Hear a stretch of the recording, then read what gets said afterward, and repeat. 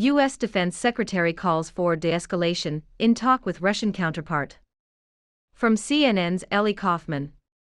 U.S. Secretary of Defense Lloyd Austin spoke with his Russian counterpart on Friday as tensions between Russia and Ukraine remain extremely high, and Russia continues to add troops and build up its military presence at Ukraine's border.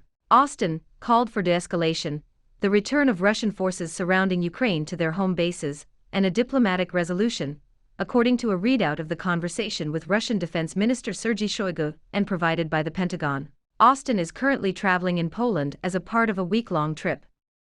He was at the NATO Defense Ministerial in Brussels on Thursday, 15 minutes ago. Bleak new intelligence assessment driving new urgency from Biden administration on Russia. From CNN's Jim Sciutto and Natasha Bertrand. The latest U.S. intelligence assessment indicates that Russia is continuing with preparations to invade Ukraine, according to a senior U.S. official with direct knowledge and another source directly familiar with the intelligence. The assessment, described as bleak by the senior official, indicates Russia could attack in the coming days.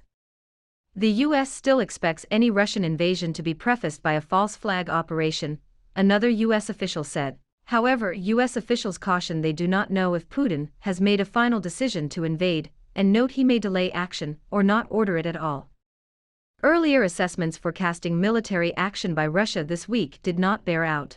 The U.S. has briefed the Ukrainian military on the newest assessment, according to a senior U.S. official and a senior Ukrainian government official. U.S. President Joe Biden warned Thursday that every indication leads him to believe Russia could invade Ukraine in the coming days. "My sense is it will happen in the next several days," the president said the White House South Lawn. The U.S. is now watching for signs that Russian preparations have entered the final stage, including the loading of amphibious ships and the further positioning of combat units closer to the Ukrainian border. U.S. Secretary of Defense Lloyd Austin warned Friday that Russia is moving military elements as if they were preparing to launch an attack. He added, noting that NATO has observed Russia moving and dispersing troops near the Ukrainian border and increasing its logistical capabilities in the region. The U.S. also remains concerned that Russia may attempt to create a false pretext for invasion by staging attacks on its own territory or forces which it would blame on Ukraine or the West. U.S. Secretary of State Antony Blinken laid out the range of potential scenarios before the United Nations Security Council Thursday. Russia may describe this event as ethnic cleansing or a genocide, making a mockery of a concept that we in this chamber do not take lightly, Blinken said. 19 minutes ago. U.S. diplomat, Russia likely to have massed between 169,000 to 190,000 personnel in and near Ukraine. From CNN's James Frauder.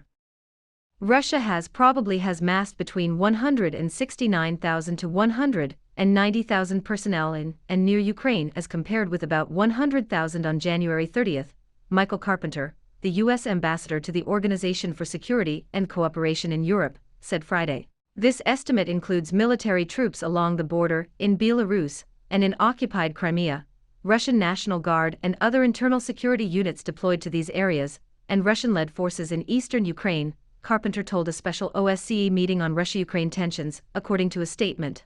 While Russia has sought to downplay or deceive the world about their ground and air preparations, the Russian military has publicized its large-scale naval exercises in the Black Sea, Baltic Sea, and the Arctic, he said. Russia has publicly said the Black Sea exercise alone involves more than 30 ships, and we assess that amphibious landing ships from the Northern and Baltic fleets were sent to the Black Sea to augment forces there, he continued.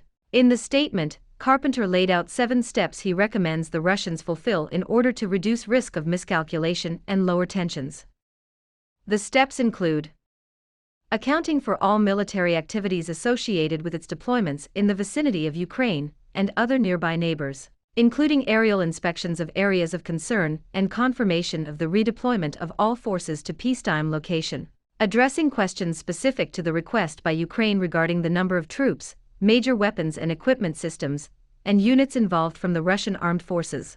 The OSCE is a 57-member security organization that also includes the US and Canada. The large estimate of 160,000 to 190,000 Russian personnel by the U.S. includes Russian troops on the borders of Ukraine as well as the Russian-led forces in eastern Ukraine, an administration official tells CNN. The earlier estimate this week from a senior administration official on approximately 150,000 forces was just borders and did not factor in the Russian-backed separatists. CNN's Caitlin Collins contributed reporting to this post 28 minutes ago. Russia's Putin says military exercises are purely defensive and do not threaten anyone. From CNN's Sarah Dean in Moscow and Nada Bashir. Russia's President Vladimir Putin said his country's military exercises are purely defensive and do not threaten anyone. While speaking during a joint news conference with Belarusian President Alexander Lukashenko on Friday in Moscow, Putin said joint drills with Belarus will continue until Sunday. He said both countries' defense ministries announced the exercises well in advance. We discussed in detail our common defense space between Russia and Belarus. We will continue to take steps towards common defense, considering the increasing presence of NATO on the borders of our union state, Putin said following their meeting 46 minutes ago. CNN on the ground in Ukraine, inside the kindergarten that was hit by shelling in the Donbas region. The Ukrainian military took a group of journalists to the town of Stanisaya Luhanska in eastern Ukraine, where both Ukrainian armed forces and separatists controlling parts of the Donbas region reported renewed shelling on Thursday, according to CNN's Clarissa Ward. Video and images confirmed by CNN show that a kindergarten in Ukrainian-controlled territory was hit by a shell Thursday. There is great concern that this situation could be escalating, because while that front line has been going on for many years between the Ukrainian military and pro-Russian separatists, there are broad concerns that this could be used as the situation if it continues to escalate as a pretext for President Putin to try to launch some kind of an incursion, Ward reported. CNN has established that the school is less than 5 kilometers, about 3 miles, from what is known as the line of contact, which separates the two sides. CNN has not established who initiated the exchange of fire. Watch what the CNN crew saw on the ground. 58 minutes ago. A Russian invasion of Ukraine would be catastrophic, UN Secretary General says.